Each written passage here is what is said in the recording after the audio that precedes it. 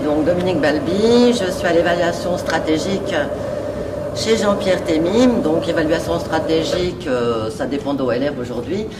Ça veut dire être capable d'identifier en amont, en avance de phase, des tendances. On fait des exercices qu'on appelle les TMT, je ne sais pas si vous les connaissez. C'est Techno Market Trend. Et donc on est une petite cellule qui analysons effectivement ce qu'il se passe dans le monde. J'ai eu la chance de traiter de ce sujet Big Data pour aligner en fait le groupe sur une thématique, on va dire, disruptive, puisque les managers n'avaient pas forcément le même niveau de compétences et de connaissances du sujet que dans les labos de recherche, ce qui est tout à fait normal et légitime. Voilà. Je voulais vous montrer ce que c'est qu'un grand groupe. Vous voyez toutes les activités d'Orange. Ensuite, effectivement, pour faire ça, comment ça se passe? Tu peux passer le slide après. On a des réseaux. Si on n'avait pas des réseaux, Google ne fonctionnerait pas, Internet ne fonctionnerait pas. Et effectivement, s'il n'y avait pas des offres d'accès de plus en plus à haut débit, vous seriez en train de vous arracher les cheveux sur vos PC, vos mobiles, parce qu'effectivement, l'information, vous l'auriez 3 heures après et ça ne marcherait pas non plus. Donc, des réseaux, et effectivement, pour faire marcher tout ça, nous avons des salariés. 171 000 salariés de par le monde, dont à peu près 100 000 en France, qui travaillent sur les mobiles, l'Internet fixe, mais aussi dans le monde de l'entreprise qu'on verra tout à l'heure. On est bien sûr extrêmement reconnu pour notre recherche. Vous avez sur le petit slide là les points de présence de la recherche d'Orange à travers le monde. Et il y a à peu près, enfin je ne me rappelle plus les chiffres, mais il y a effectivement un bon nombre de personnes chez nous qui travaillons donc en avance de phase pour aider le groupe sur des technologies et pour développer des nouveaux produits. Et on a aussi une très belle reconnaissance puisqu'on est considéré comme un opérateur innovant de par les plus grands Frost & Sullivan, African, etc. Enfin, on rapporte des awards. 236 millions de clients, c'est pas mal, hein, si vous voulez faire des deals avec Orange pour les startups. On peut vous apporter une certaine visibilité de worldwide. Et puis effectivement, le positionnement à travers tous les pays. Je pense que vous avez compris la complexité du groupe. Et aligner les patrons de toutes les entités worldwide sur un sujet aussi complexe, c'était franchement pas simple en 2012. Donc là, c'est Google Trends. Vous voyez que le Big Data, en fin de compte, ce mot est sorti en 2007. Hein, c'était effectivement des geeks qui se disaient, bon, c'est bien gentil, la data, on sait, mais on ne sait pas où la storer. Donc, qu'est-ce qu'on va faire dans nos garages avec toutes ces datas? Et c'est comme ça qu'on verra après que des fondations sont parties. Mais personne ne parlait du Big Data à cette époque-là. Par contre, 2011, un peu classique, et paf. Pourquoi en 2012, tout est parti? Alors voilà, et on me demande de travailler sur ce sujet. Je démarre en me disant, qu'est-ce que c'est que ça? C'est du buzz, on appelle ça un buzzword, parce que, en fait, Orange, c'est énorme, mais par exemple, si je vous dis que Orange France, une entité, un pays, a le deuxième SI le plus important en France, c'est EDF en premier. Vous imaginez bien qu'on ne fait que traiter de la data. Donc, nos SI worldwide nous ont dit, attendez, nous on fait du big data comme M. Jourdain fait de la prose sans le savoir, c'est pas un souci. Alors bon, je me dis, c'est bizarre, comment on va faire du business avec un buzzword? Je découvre que Google, à cette époque-là, trouve plus rapidement que l'équivalent du ministère de la Santé américaine la prolifération du virus de la grippe. Et puis, j'entends Jeff Bezos, le patron d'Amazon, qui dit ouais, de toute façon, une boîte qui, je suis désolé pour certains, qui demain vendra un sèche-cheveux à des chauves, elle est has-been. Alors je me dis, là, il faut faire quelque chose. Je regarde de façon astucieuse ce qui se passe au niveau de la technologie, parce que moi, je ne suis pas politique, je suis technologique. Et donc, je m'approprie complètement ce dossier et je cherche. Oui, il y a quelque chose qui se passe, c'est du technopool, donc ça veut dire que c'est poussé par la technologie.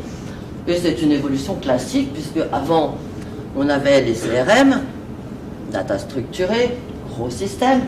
Ensuite, on est parti du CRM sur le web 2.0, normal. Et puis là, le big data. Donc on voit les IoT, on voit toute la data. Je me dis, bon, bah, pas de souci, c'est normal, on va y aller. Et puis en fouillant, je m'aperçois qu'il y a une communauté, enfin que toute la recherche de chez nous connaissait, hein, était extrêmement active, une open communauté, Apache. Et puis effectivement, derrière Apache, il y avait Google, il y avait les GAFA, quoi. Et c'était impressionnant, ils allaient 10 fois plus vite que tout le monde. Et puis ce qu'ils faisaient, ce qu'on ne faisait pas, c'est qu'ils traitaient de la data non structurée. Alors, personne ne le sait, mais NoSQL, aujourd'hui, ça veut dire Not Only SQL. Donc ça veut dire que ce sont des gens qui sont capables de traiter de la data non structurée, mais aussi de la data structurée. Donc, je regarde mes GAFA, et je me dis, oh là là, mais ils ont tout compris. Parce qu'en plus, ils traitent de la data, mais en plus, ils la monétisent. Et effectivement, ils gagnent de l'argent avec. Nous, on a plein de data, et on ne sait pas la monétiser, et on ne sait pas gagner de l'argent avec. Ce que je vois aussi, c'est qu'effectivement, que ce soit Google, Facebook, Amazon ou Apple qui était un peu sorti de l'histoire avec son Siri à l'époque, en fait, ils avaient tous un objectif très clair. Pourquoi ils géraient de la data, pourquoi ils voulaient monétiser de la data. Et donc, je me dis, bah, nous, si on fait la même chose, il faut savoir pourquoi on le fait. C'était pas clair du tout à l'époque. Et puis, ils sont capables d'innover. Alors, ça, c'était aussi quelque chose qui était complètement contraire à l'état d'esprit. C'est que nous, on est dans une logique très globalisante. On fait quelque chose dès l'instant où tout est parfait. On ne prend pas du tout de risques. En fait, on prend beaucoup de temps, mais on le fait parfaitement. Et le problème, c'est qu'eux, ils ne vont pas du tout dans la perfection, mais dès l'instant où le problème est formulé, ils font une tentative pour résoudre le problème. Par rapport à cette fameuse fondation Apache, au niveau de la réglementation qu'on suit toujours, hein, nos chercheurs sont largement présents dans les instances de standardisation. La standardisation sur le big data, elle est très fragmentée. Elle est partout, mais en fin de compte, on n'a pas forcément une vision homogène, cohérente, globale, cette fois, de toutes les actions qui sont menées un peu partout sur le big data. Et puis ça va pas très vite, quoi. Les autres, ils vont très vite et eux, ils vont pas très vite. Et puis en continuant le paysage, on s'aperçoit qu'il y a plein de startups big data natives qui arrivent sur le marché. Alors à côté, bien sûr, de ceux qui gèrent d'habitude toutes le SI des entreprises, comme Oracle, IBM et les autres, on s'aperçoit qu'il y en a plein partout qui arrivent. Donc vous imaginez bien que les DSI des entreprises, là je ne parle pas forcément d'Orange, hein, mais de toutes les entreprises, ils sont quand même extrêmement déstabilisés par ces nouveaux native digital big data en petites entreprises. Donc ils n'aiment pas ça, ils aiment bien leur système, leur SI, et ils le maîtrisent très très bien. Encore une fois, une certaine frilosité pour rentrer dans la logique du big data. La réglementation, elle n'existe pas. Alors évidemment, pour des gens qui n'ont pas tellement envie d'y aller, qui ne savent pas vraiment s'il faut y aller, mais on a plein de projets, il y a quand même plein de gens qui veulent faire du big data dans le groupe. Donc là, est-ce qu'on va se servir de la réglementation pour faire un frein, ou est-ce qu'au contraire, on va continuer à la regarder, à faire très attention à la réglementation, mais pas casser l'initiative ou l'émulation big data qui est dans le groupe. Et alors là, les enjeux. Donc là, c'est de Sullivan, c'est Arthur, enfin bon. Là, on s'aperçoit que le big data pour les entreprises, c'est l'Eldorado quelque part. Le big data pour améliorer l'expérience client. C'est dérangeant parce que dans le temps, une entreprise, elle possédait 20%, enfin elle possède 80% des informations de ses clients. Elle avait tout dans ses bases de données, nous les premiers. Le problème, c'est que maintenant, les 80% d'informations sur les clients, ils ne sont pas chez nous. Ils sont sur Internet, ils sont sur Facebook, ils sont sur Twitter. Mais nous, on n'en a plus que 20%. Donc, effectivement, réinventer l'expérience client avec du big data, c'est un peu révolutionnaire quand même. Et puis, l'information, elle n'est pas silotée. Elle est partout. Et nous, on ne sait pas tellement gérer ça. Toutes les grandes entreprises, elles sont très organisées, très structurées. Et casser les silos, faire de la cross-fertilisation qui est la nécessité de gérer de la data, ben, ce n'est pas notre fort. Donc, il faut réinventer cette expérience client.